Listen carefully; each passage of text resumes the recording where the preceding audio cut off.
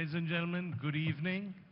I've known my guest for longer than either of us would care to remember, but what has always struck me about him is that yes, he's in the business of dreams. He's made blockbusters, he's made films like Mr. India, which have got everyone dreaming, but he is also himself essentially a dreamer. I don't know how many of you know this, but he had a really successful and prosperous career in London.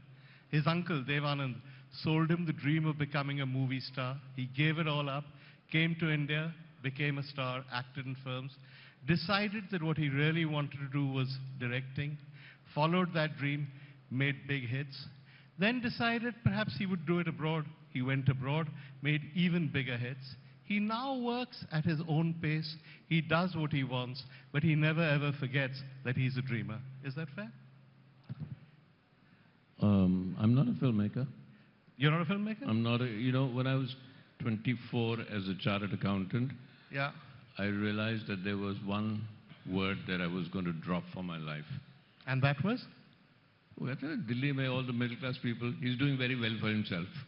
So when they said he's doing very well for myself as a chartered accountant, I said, that's not what I want. So I dropped the word career.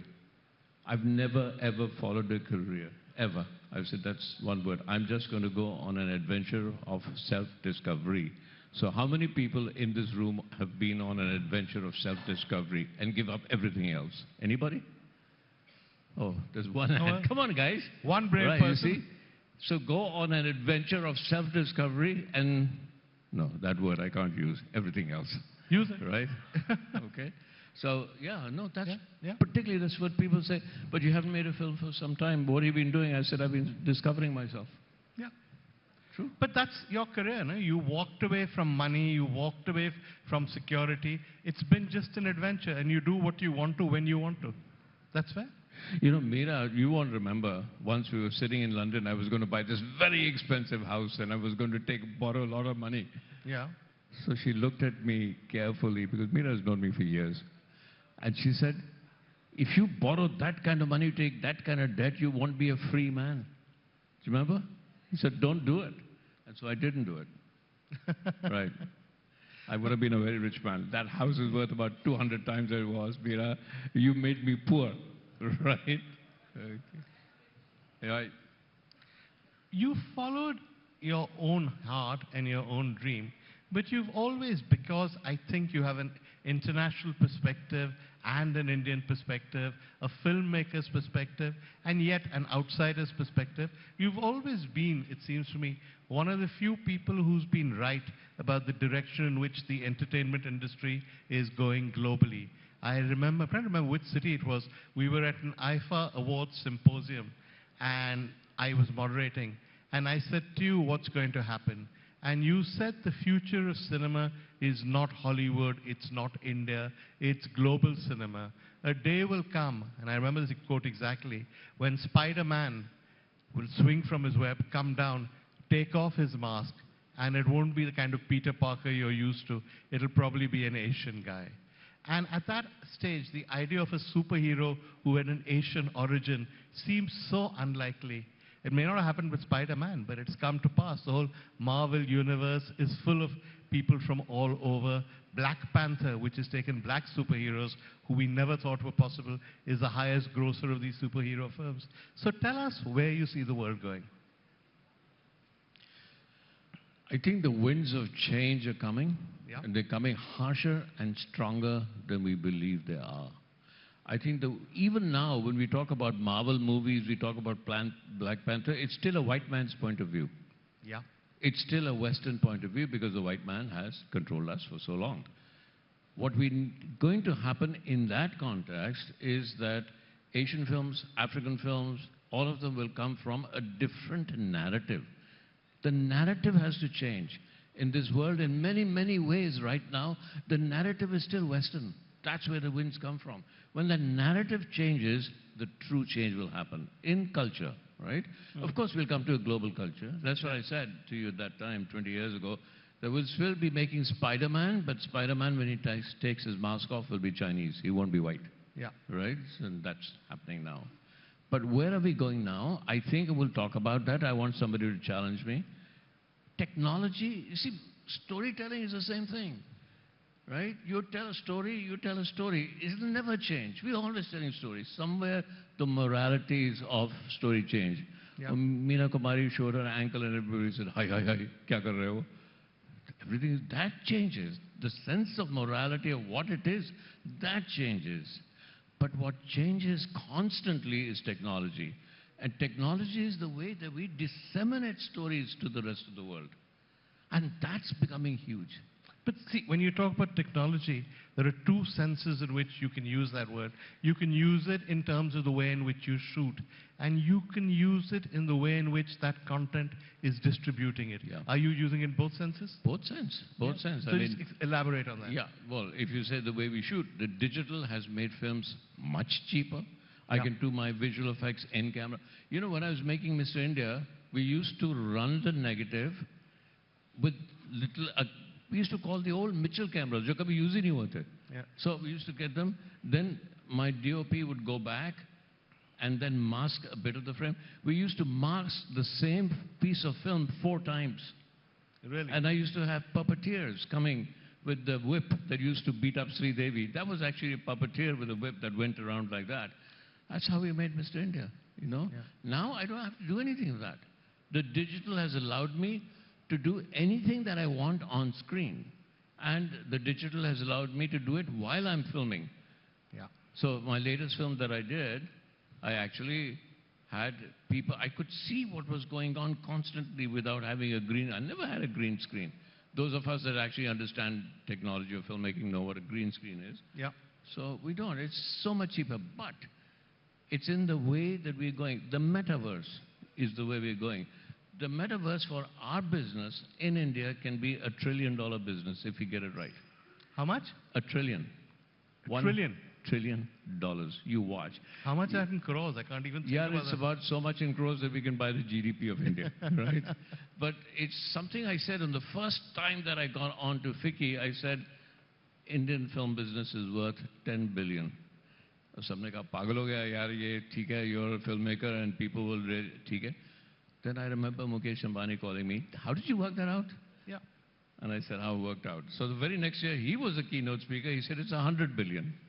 I'm saying it's $1 trillion. It's $1 trillion because of the way we can disseminate and analyze. Analyze and break up our content. So it's not just film. Film is going to be a small part of it. It's the creation of content. You know, there is this K-pop group, the biggest pop group in the world is Blackpink, this Korean pop group. And BTS. they created avatars for the metaverse. Yeah. So I was watching an interview with them. They said, look, I have to sleep, I have to eat, I have a private life. My avatar doesn't have a private life. They're there 24 hours, they can be performing, they can be answering questions. So there's a different world coming in which we have to catch the tsunami of. And that's worth content. I'm not just saying film, I'm saying content, the creation of content is going to be worth $1 trillion. I'm saying that, and it will be. Okay, so let's take the general way in which we understand cinema or entertainment. A director hires a crew or a producer does it. He shoots a film. That film is then edited. And then it's disseminated either in cinemas or on streaming or on television or in the old days on DVDs. You're saying that that model may continue, but it's going to go far beyond that? Say it again, sorry. You're saying that that model will continue, but the future will go far beyond that? Yeah. Explain that. You know, Mr. India, how many of you did not see Mr. India? One? No, just one? One. Okay. When everybody says to me that Mr. India was India's first superhero film, it wasn't. It was a kind of a superhero film, but the thing that keeps Mr. India being popular, it was a universe of characters. Yeah. People we forget. There was Daga, there was Teja, there was Mogambo, there was Hawaii, there was like 20 characters. There was Calendar. In fact, if you go to Bangalore, there's a restaurant called Calendar Khanado. Really? Okay. You know, yeah. I didn't know that. So it was a universe of characters. So what we have is what Marvel is doing is creating a universe of characters. Each character then becomes an avatar of its own. Each character develops a personality of its own. So we are heading in a different way where we take a certain story, like Mahabharata. Like what? Mahabharata. Yeah. Mahabharata is a universe of characters, right? Mahabharata in itself can be a huge business. If I was making Mahabharata today, or if I was making something like this today, I would open the world I create, I would open it up to anybody. You take this world, you create a world upon my world, but as long as you let others create a world upon your world. And then what you're doing is you're following nature, you're creating a rainforest. Out of that rainforest, it starts to grow on its own. Yeah. And just, I was at a conference of IP and somebody asked me, what do you tell your lawyers these days? I said, in the future, can you get me IP for 15 minutes? That's all I need, 15 minutes. That's it? Not 75 years, 15 minutes. If I cannot disseminate my product in the metaverse in 15 minutes, then somebody else will take over. Okay. Okay. We're talking about the idea of a metaverse, of a family, of a universe, and we're talking about India. As far as I know, it's never been done in India. Has anyone taken like a character from, say, Mr. India or any other film and built another film around him? I don't think so. Too much echo. Yeah, I know. The audio is not great. I don't think anyone has built a universe around characters in India before, have they? No, it's easy to do. If you make Mahabharata, you got to... So let's take Mahabharata as an example. Assuming I came to you with an unlimited budget, and I'm not going to be able to do it, but maybe Mukesh Ambani can do it. There are a lot of people who can do it. And we gave you the Mahabharata and said, create a universe around it. What would you do? I would just create a platform called Mahabharata. Yeah? Yeah, and I would tell individual stories. In streaming, in cinemas, what else? Streaming, cinema, multiverse, any new technology that comes. And I would allow people to create their own Mahabharata. We can go back. There was no one Mahabharata. The Gutenberg press came in, and the moment you had to publish it, you had to create one Mahabharata. Usse pehle, Mahabharata was a spoken idea. Yeah. There was a million Mahabharats. Everybody would have their own interpretation of the Mahabharata. So now we have that opportunity in the metaverse, in the new technology, of opening Mahabharata out to people telling the Mahabharata in their own way. There was no one way. There were a million ways to tell Mahabharata, till we had to compress it to telling a story in one book or two books or three books. Now it's open again. When you say that we can become a $100 billion industry, what do we have to do to get there? The great thing about India is, A, free our minds. Yeah. Right? Two, what we have to do is we have the technology, we have the technologists, we have all of that here in India. My guess is we'll do it. We'll do it. We just have to free our minds. That's what creativity is about, is freeing your imagination. You've worked all over the world, so you're the right person to ask this question to. How does creativity in the Indian entertainment industry compare to the world? Compared to the rest of the world? Compare to the rest of the world? Well, I think we're very creative people. We are a land, we are a land of great storytellers, and we tell stories all the time. Constantly, you pick up the newspaper and you think you're reading news. No, you're reading a story. You pick up the next paper, everything is a story. We are amazing storytellers. But from a filmmaker's point of view, from the time that I say action and I say cut, I'm in the zone of filmmaking. The politics of what goes on before you can get to action and the politics of what happens after you say cut is different all over the world. So it's politics and organization that's different. If you talk, look, we're all becoming very similar to each other. Yeah. But I used to say this, that making a film in the West is like going to the supermarket. It's all organized. You pick up thing here and you pick up this here, pick up this here. This is my film. Making a film in India was like going to the Chor Bazaar. You never quite knew what you were getting, but there's an adventure in the chaos of Chor Bazaar. So when I went to the West, I missed that adventure. I missed the chaos of creativity, because ultimately it's out of chaos that creativity arises, not out of structure. So sometimes I find the structure of working in the West too constricting, boring. Right? There's a story, you can tell me if it's true or not. You did the Four Feathers. which I don't think anybody thought of as a commercial subject, though you had Heath Ledger. But from what I understand, you did it because you'd never shot a cavalry charge before. You thought it was an adventure. It was going to be a lot of fun. That's fair. That's true, right? There was another reason for me doing Four Feathers, because Four Feathers was one of the most colonial stories ever told. It was, yes. Four Feathers, the two versions of the films that I saw, were the most colonial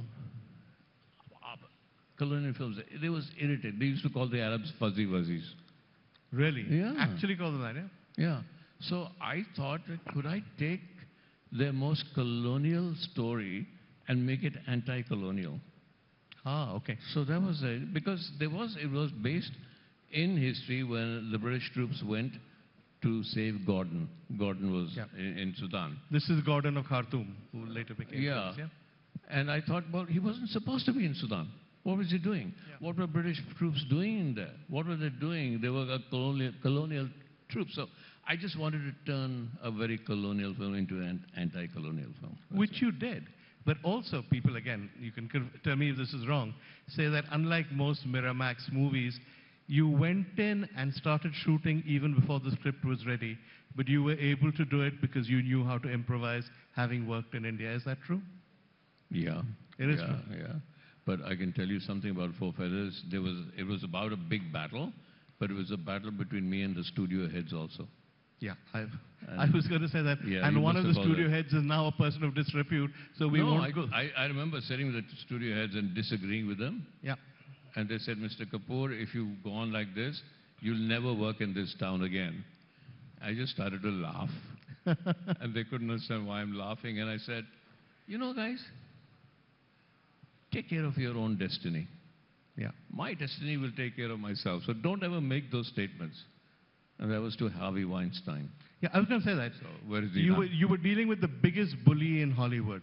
Yeah, who bullied bigger actors, bigger directors, and you apparently stood up to him and told him to, well, to coin a phrase, to FO. Is that accurate? Yeah, that's true. I love my actors though. But so when I went from here to do Elizabeth, and we didn't know who to cast Elizabeth. So on one little thing I saw Kate Blanchett. And I said, yeah, she should be Elizabeth. So I went to my producers and said, she should be Elizabeth. And my agent called me and said, Shekhar, every big actress in Hollywood wants to play Elizabeth. Yeah. And there's this girl called Kate Blanchett that nobody knows. And you know what? If you keep insisting on it, they'll fire you. I got a little scared. Yeah, pehli film hai, kabhi film ki nahi. Yeah. Haan, maine kaha, I'll call you tomorrow. In the morning, you become who you are, Punjabi sher. Got up in the morning, picked up the phone and said, let them fire me. Really? Yeah. And this was like, And film then we ultimately had became your big break, and you were ready to walk out. Yeah, and I refused to take any other actress.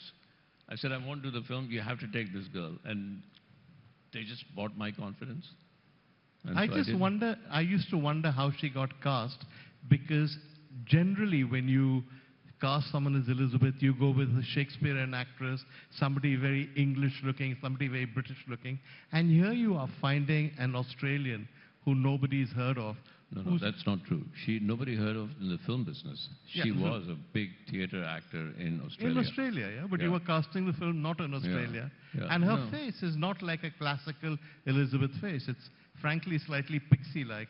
So it was an odd decision. And yet, such is the power of your film that now when we think of Elizabeth, we think of Kate Blanchett. I've always been good at casting actors. I've actually given a lot. I can think of six or seven major actors today who got their first break with me. Tell me. Eddie Redmayne. I didn't know that. What was he in? Oh, all these fantastic beasts. He won 3 Oscars. Yeah, I know who he is. I mean, which of your movies was he with? He was a small bit role of an assassin in Golden Age. And I still remember talking to Eddie Redmayne. He said, Shekhar, I'm not a good enough actor. The producer's telling me, isko nikal do, ye acha actor. Maine kaha, bhaiya, bahut acha actor hai. I had a big fight casting Heath Ledger in Four Feathers, because he wasn't that well known at that time. And he became, I mean, A Knight's Tale, I think, was released when you were still filming, and he became a big star while you were filming. Yeah, but I filmed before that. our Bond, Daniel Craig. Daniel Craig was in Elizabeth. I didn't know that. Yeah, I can't Daniel remember. Craig was in Elizabeth. He played the assassin who comes to shoot the Queen. He was there in Really? Elizabeth. Yeah. Really? The girl that plays Mrs. Presley in Elvis, Yeah. plays his wife, right, was in my series Will. That was her first break. Wow. So it's like there's an adventure in casting people that nobody knows, Yeah. and exploring them and giving them a chance. But you come from India, your background, at least when you did Elizabeth, was mainly Hindi cinema. What gives you the confidence to go in there and tell these guys who've been doing this all their lives, this is the right person? I know you've never heard of such and such person, but I think he or she is right. Where does that confidence come from? Meera Nair. She did it before I did. So she was there, right? Yeah. No, it's just, if you believe in something, you might as well believe in something. That's what I say. If I had believed in having a career, I may not have done it. Yeah. I've never, ever been scared of losing. I've never been scared of losing. ठीक है. But I've been afraid of doing somebody else's bidding and losing. At least let me lose in something doing something I believe in. Then I don't mind losing. But to lose because somebody else is telling you what to do, and then you do that, and then you lose, you'll never forgive yourself. True. How spontaneous are you as a filmmaker? I've mentioned the Four Feathers experience, but people who shot with you say that when you go in, you have an idea, and the script is there, of what the scene should be, but you shoot it many different times in many different ways, and they're not sure which version will end up in the final cut. Is that accurate? I've never done that. Here's what I do. I am like anything else, I plan like I'm going to war. As if the bullet can come from any time, like a general going to war. And then when I get to the set, the moment must give me the first idea. The moment has to play itself because the moment makes the film. So I find any which way to put myself into chaos. I panic. I tell myself, today, Shekhar, today they'll all find out that you were a con man. Right? So I keep telling myself all of these things so that when I get to do my first shot, I have absolutely no idea. Despite days of planning, I have absolutely no idea what to do. Because panic to me is a fundamental driver of creativity often. So when you panic, you don't know anything. All you're doing is getting your ego out of the way. You're getting your mind out of the way. And then things start to emerge. So Kate and I used to have this joke. And I say, okay, Kate, so what do you think you want to do with this shot? She says, Shekhar, you're doing it again. You're panicking yourself. I say, yeah, I don't like... Because we all believe that structure works. There is no structure. Structure is our greatest illusion. Control is our greatest illusion. There's only chaos. Everything that arises that actually makes sense and becomes huge is chaos. Creativity arises out of chaos. So for all the planning, I have to throw myself constantly into this, what you and I are doing right now. You ask me what we're going to talk about, let's throw it into chaos. Something will come out of that. Creativity, life comes out of chaos and ends in chaos, right? How much of the chaos is really chaos? You said that you plan them in some ways before you go on. It's other people to whom you say there is nothing ready. So is there a calculated element to the chaos? Yeah, it has to be. You have to create it because you're spending $500,000 of somebody else's money every hour. In a big film, that's what you're doing. True. So you have to create the illusion of control. So when people say, what are you doing? You have to make sure that people think you know what you're doing. And you have to make sure that you don't know what you're doing. Right? So no wonder all of us die so it's a sort of double bluff. Yeah, because if I know, did Picasso know the painting that he was going to paint? Right? Now, if he knew the painting that he was going to paint, why would he paint? You only paint because you don't know. Right? You don't know. That first, each brush stroke is a moment of self-discovery. So why do art? Why leave chartered accountancy when I used to do it if there's no moment of discovery in every moment that you are creating? That's what it's all about. Okay, interesting. It's an interesting process. I don't know any other director who works with that process. So that's pretty much your own style, huh? I don't know, but I do. That's what I do. And it works. Yeah. Okay, couple of questions that I didn't think you wanted to talk about. I'm going to ask them anyway. The first is, you're the first person I've interviewed, and you say to them, you know, you've had this film released, and everybody's talking about it. Let's mention the film. And you say, I don't want to talk about it. No, So well, why don't you want to talk about your new movie? Well, it's doing really well, Yeah. but nobody here has seen it, right? Yeah, but I think they're curious about it. We're now, like, as you said, in a global information age, so everyone knows Jemima Khan is involved. Everyone knows the film has created a great sensation. It's all over Twitter. My friend Satnam Sanghera, the British journalist, tweeted, I cried after seeing the film. So we're not in such a backwater in India. Right. We do see this stuff. No, what's love got to do with it? The reason I wanted to do it, because the main character is a girl addicted to Tinder. Yeah. And I was always wondering, because all of us, all our lives, we are looking to find love. It's this great mystery that we think exists. It may not, but I think, but intimacy, the need for intimacy exists. From the time that we were born and we put on our mother's chest, that's an intimate moment. And till the way we die, we want to hold somebody's hand. That's an intimate moment.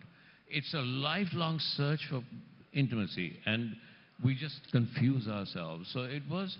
Hang on, I'm going to stop. You're saying that when we say that everyone is searching for love, it's not necessarily love they're searching for, it's intimacy. It's intimacy, yeah. Because we have interesting. a fundamental desire to share. The fundamental desire of all human beings is to be intimate with something, or somebody, or with your environment.